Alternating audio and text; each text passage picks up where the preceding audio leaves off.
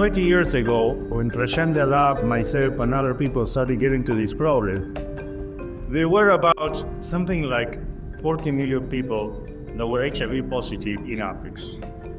This you can fact check today, how many people are HIV positive in Africa today. I don't know, I'm just going from memory of a couple 30 years ago, order of magnitude. You can check to see if it has changed a lot or not. How many? 25, okay, so let's go with the 25 million number.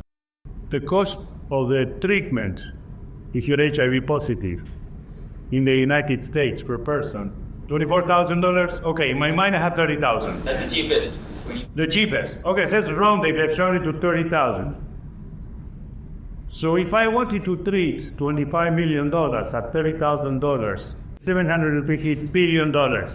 So all of these discussions are going on now. This is super important for the world and for millions and millions of people. There's another thing, is if you happen to have a disease that happens in our countries and not in the rich countries, we have a problem. Because the rich countries, they spend R&D in what affects them, not you or I. How do you go about estimating the demand of such products?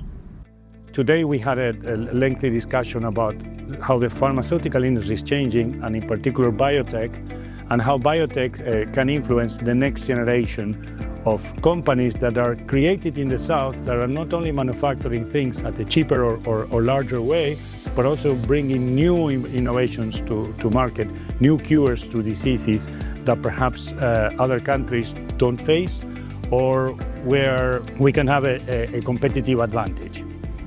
Neha, you're thinking out loud. You're almost like, I can see you. Yes.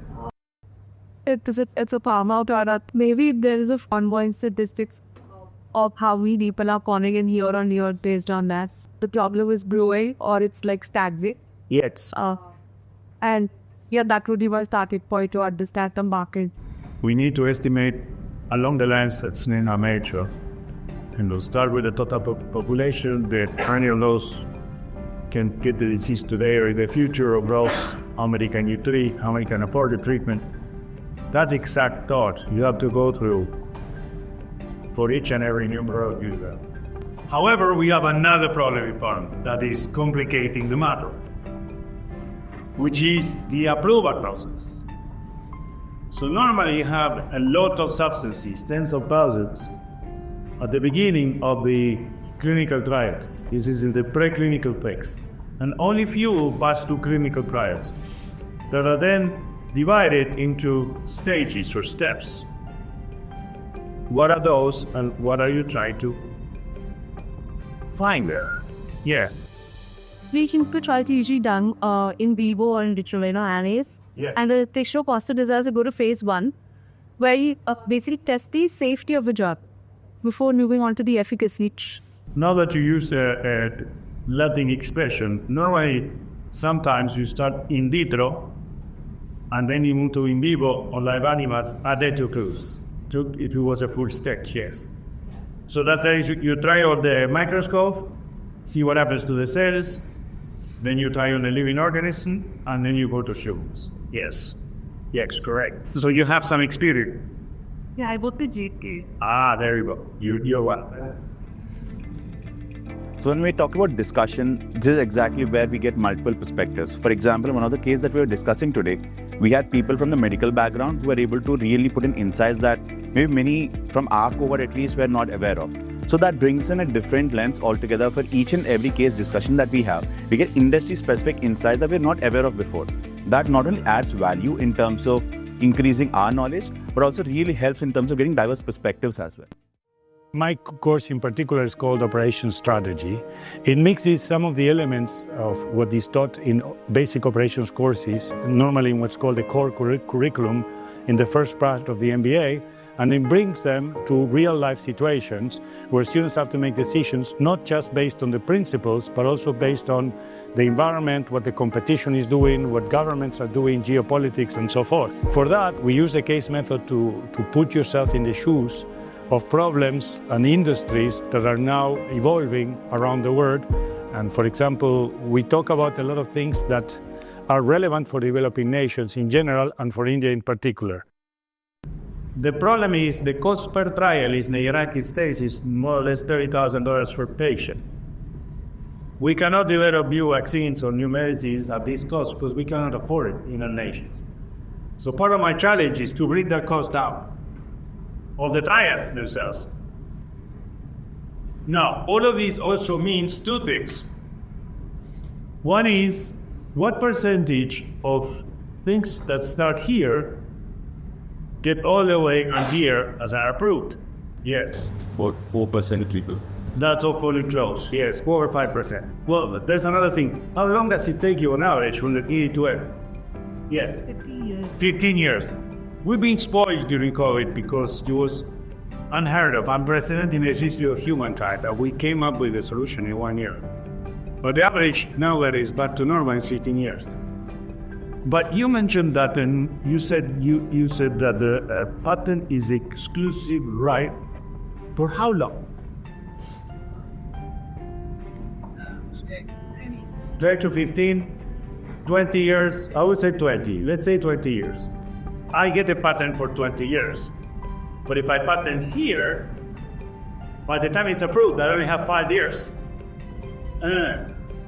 All of this idea of the monopoly, now you only have 5 years to recoup your investment. When should I patent it? Maybe. Yes, it's nice. Maybe, or maybe here even, right? Then I would have 20 years of protection. However, what's the problem with that? Yes? Somebody else would come up with a similar idea by the time he patent. Because this is public information. You can Google and know every single thing that is on trial right now. Everyone knows. It's public interest. So if you don't patent here, it's too late. Therefore, you must patent here, but then you lose a lot of protection. And if I only have a 5% chance, that means, and I'm forced to patent here, that means I need to patent 100 times to get 5 years. I need 100 patents to only get 5 years. So now, 10 years of patent went by, but also here we're in preclinical. It's not a 5% chance, it's a much lower chance. You're lucky if it's 1%, I think it's 1 in 10,000. So now we would have to invest in 10,000 patents for one to come through. It becomes a money maker. Generally, I personally go through the cases first, then I have a discussion with my friends and we try to come up with strategies as to, okay, what do we think is the solution for it? But fortunately or unfortunately, in every class, we are challenged. We come with a certain perspective, but the professor forces us to think deeper, forces us to change our lens. While you're right, but there is another perspective, and which we haven't taken into account. So it actually forces us and it helps us prepare for every next session even better. The classroom feels like a boardroom, where every answer that I give feels like an actual strategic decision that is being taken for the company. And I think when your professor and your peers cross-question you, debate on the topic, it helps me understand the concept better, the industry better, and therefore come to a better decision for the company. These things, though, we are trying to cure people, cure cancer, cure diabetes. You're saving lives. So now I felt now was the time. The problem is I'm too old for this. I'm sorry they're taping me, but you know the movie, I'm too old for this.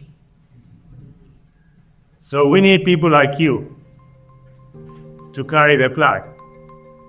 I'm sorry to use a football analogy, but I must. I'm Argentine and Spanish.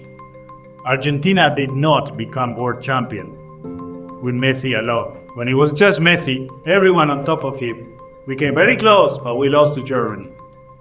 We only became world champion when we surrounded Messi with young folks that ran like the wind.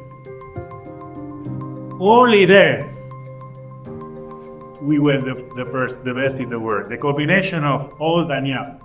So it's McAllister and Julian Alvarez and Enzo Fernandez, Lisandro, all these kids that will give their life to be there from Messi, running and running back and forth.